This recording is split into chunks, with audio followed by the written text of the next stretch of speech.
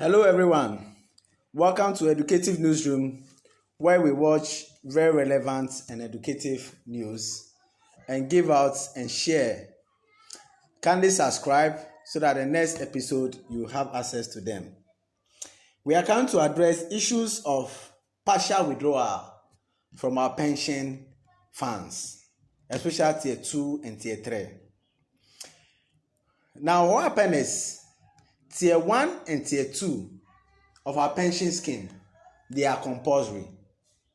Tier 1 is the monthly pension that they will pay you when you retire. Tier 2 is the lump sum. Originally, before 2010, both Tier 1 and Tier 2, lump sum and then the monthly pension, was being managed or given out by SNIT.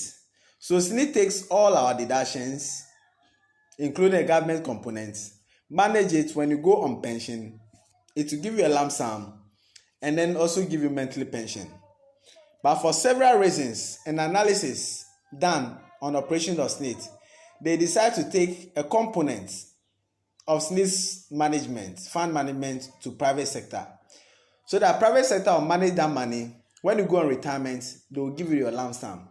So actually, SNIT no longer give or pay lump sum now, unless you do some contribution before 2010. That one they will give you that one contribution before 2010, which they call past credit. Anything after 2010 will be the lump sum is being paid by the private sector. So the focus ground now is on Tier 2 lump sum pension and Tier 3. Since Tier 2 is equally compulsory as well as that of Tier 1, you cannot make partial withdrawal from the Tier 2 pension. That is, you cannot make partial withdrawal from your lump sum pension. Yes, lump sum pension, in addition to the Tier 1, which is the monthly pension, is very important to all government to the extent that even how the funds are managed is regulated by law. A certain proportion or percentage of the money, large majority, about 70% and above, must be invested in government instruments, so that the private sector people will not go invest the money in any private company, bank or something, then it will collapse.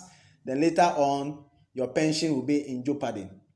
So the law regulates how the fund is even invested, and also the law prohibits you from withdrawing any partial withdrawal from the Tier 2. That must be made clear. And also, we should be informed that Tier 1 and Tier 2 contributions is already being done on our pay slip already. You have no choice whether to contribute to Tier 1 or Tier 2. Both of them are being deducted already. Actually, when you check your pay slip, you notice maybe some 5.5% deduction being done from your salary as SSF. But actually, government also tops up with its own 13% component. So that money is, whether I like it or not, the Tier 1 and Tier 2 is deducted already. And you cannot make partial withdrawal from the Tier 1 or Tier 2, which is the lump sum and then the monthly pension. However, if you can decide to enroll on a Tier 3, that one is optional.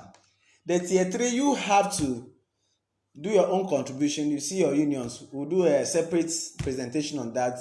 So kindly subscribe so that next time we do a presentation, you can see it anytime you happen to visit YouTube.